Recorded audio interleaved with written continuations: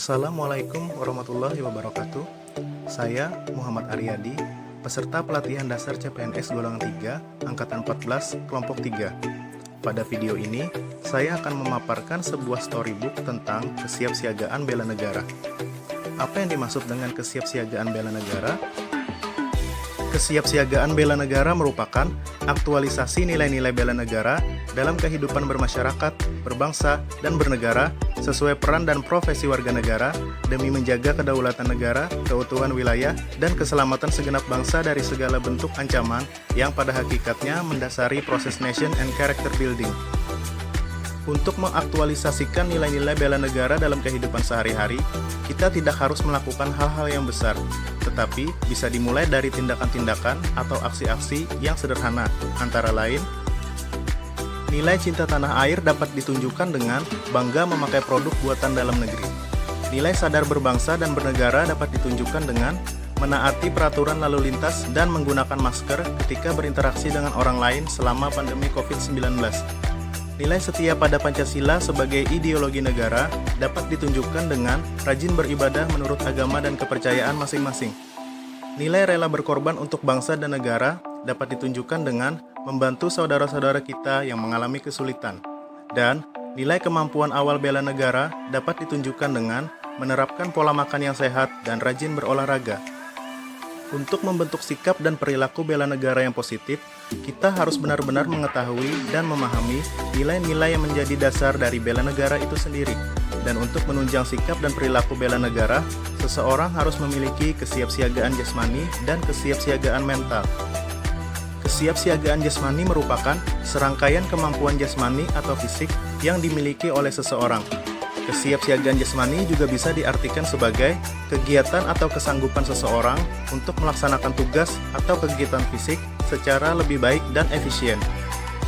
Adapun contoh dari kesiapsiagaan jasmani antara lain, memiliki postur tubuh yang baik, memiliki ketahanan melakukan pekerjaan yang berat, dan memiliki ketangkasan yang tinggi.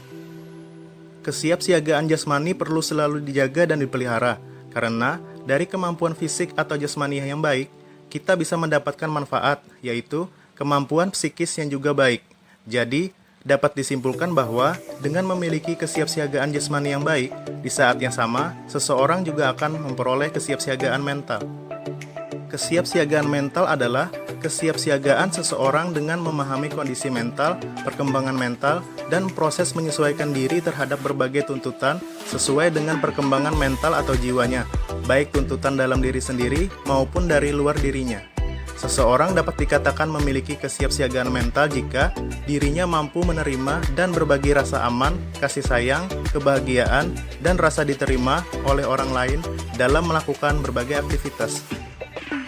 Adapun manfaat dari memiliki kesiapsiagaan mental antara lain, terhindar dari gejala-gejala gangguan jiwa dan gejala-gejala penyakit jiwa, mampu menyesuaikan diri dengan diri sendiri, dengan orang lain, masyarakat, dan lingkungan, mendapatkan pengetahuan untuk mengembangkan dan memanfaatkan segala potensi dan bakat yang ada semaksimal mungkin sehingga dapat membawa seseorang pada kebahagiaan, dan mempunyai kesanggupan untuk menghadapi masalah yang biasa terjadi dan merasakan secara positif kebahagiaan dalam menghadapi setiap permasalahan hidup.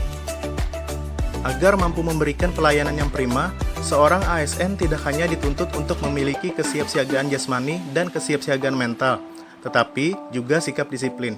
Salah satu dasar pembinaan disiplin adalah latihan peraturan baris berbaris. Peraturan baris berbaris adalah suatu wujud latihan fisik yang diperlukan guna menanamkan kebiasaan dalam tata cara kehidupan yang diarahkan kepada terbentuknya suatu perwatakan tertentu. Ada banyak gerakan dan aba-aba dalam peraturan baris berbaris. Beberapa di antaranya akan saya tunjukkan pada potongan video berikut. Istirahat di tempat. Gerak. Siap. Gerak. Hormat. Gerak. Tegak. Gerak. Hadap kanan. Gerak. Hadap kiri. Gerak. Hadap serong kanan. Gerak. Hadap serong kiri. gerak. Balik kanan, gerak.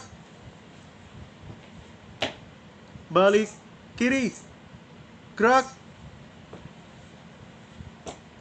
Satu langkah ke kanan, jalan. Satu langkah ke kiri, jalan. Satu langkah ke depan, jalan. Satu langkah ke belakang, jalan. Selanjutnya, untuk menjaga citra dan martabat diri, institusi, bangsa, dan negara sebagai bagian dari upaya bela negara, kita sebagai ASN harus paham dan terampil dalam keprotokolan. Keprotokolan adalah serangkaian kegiatan yang berkaitan dengan aturan dalam acara kenegaraan atau acara resmi yang meliputi tata tempat, tata upacara, dan tata penghormatan sebagai bentuk penghormatan kepada seseorang sesuai dengan jabatan dan atau kedudukannya dalam negara, pemerintahan, atau masyarakat. Tata tempat adalah pengaturan tempat bagi pejabat negara, pejabat pemerintahan, perwakilan negara asing, dan atau organisasi internasional, serta tokoh masyarakat tertentu dalam acara kenegaraan atau acara resmi. Tata upacara adalah aturan melaksanakan upacara dalam acara kenegaraan dan acara resmi. Contoh dari penerapan tata upacara adalah penghormatan kepada pimpinan upacara yang dipimpin oleh pemimpin upacara seperti yang akan saya tunjukkan pada potongan video berikut. Pada pembina upacara, hormat, gerak, tegak, gerak. Tata penghormatan adalah aturan untuk melaksanakan pemberian hormat bagi pejabat negara, pejabat pemerintahan, perwakilan negara asing, dan atau organisasi internasional, serta tokoh masyarakat tertentu dalam acara kenegaraan atau acara resmi. Demikian penyampaian storybook tentang kesiapsiagaan bela negara dari saya. Semoga video ini bisa bermanfaat. Terima kasih. Wassalamualaikum warahmatullahi wabarakatuh.